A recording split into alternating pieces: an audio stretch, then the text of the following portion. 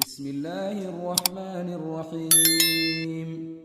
تبارك الذي بيده الملك وهو على كل شيء قدير، الذي خلق الموت والحياة ليبلوكم أيكم أحسن عملا وهو العزيز الغفور، الذي خلق 7 سماوات طباقا ما ترى في خلق الرحمن من تفاوت فارجع البصر هل ترى من فطور ثم ارجع البصر كرتين ينقلب إليك البصر خاسئا وهو حسير، ولقد زينا السماء الدنيا بمصابيح وجعلناها رجوما للشياطين وأعتدنا لهم عذاب السعير، وللذين كفروا بربهم عذاب جهنم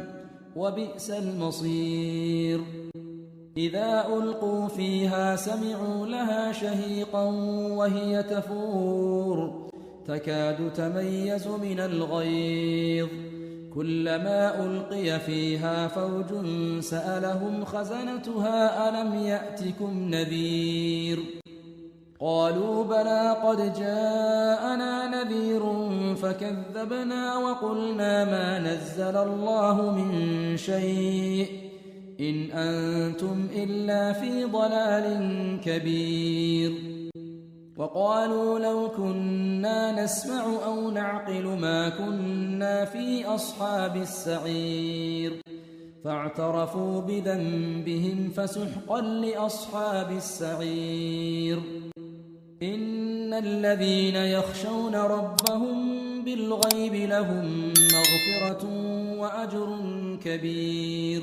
وأسروا قولكم أو اجهروا به إنه عليم بذات الصدور. ألا يعلم من خلق وهو اللطيف الخبير. هو الذي جعل لكم الأرض ذلولا فامشوا في مناكبها وكلوا من رزقه وإليه النشور. أأمنتم من في السماء أن يخسف بكم الأرض فإذا هي تمور أم أمنتم من في السماء أن يرسل عليكم حاصبا فستعلمون كيف نذير. ولقد كذب الذين من قبلهم فكيف كان نكير. أولم يروا إلى الطير فوقهم صافات ويقبضن ما يمسكهن إلا الرحمن إنه بكل شيء بصير. أمن هذا الذي هو جند لكم ينصركم من دون الرحمن إن الكافرون إلا في غرور. أمن هذا الذي يرزقكم إن أمسك رزقه بل لجوا في عتو ونفور.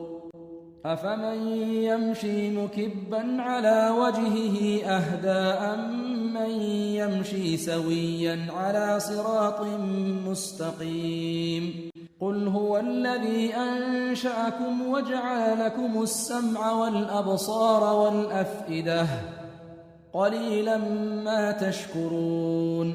قل هو الذي ذرأكم في الأرض وإليه تحشرون.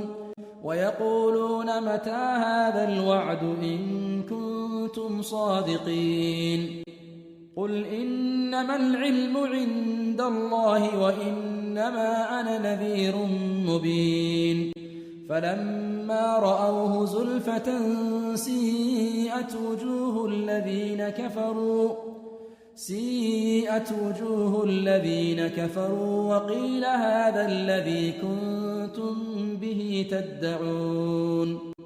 قل أرأيتم إن أهلكني الله ومن معي أو رحمنا فمن يجير الكافرين من عذاب أليم.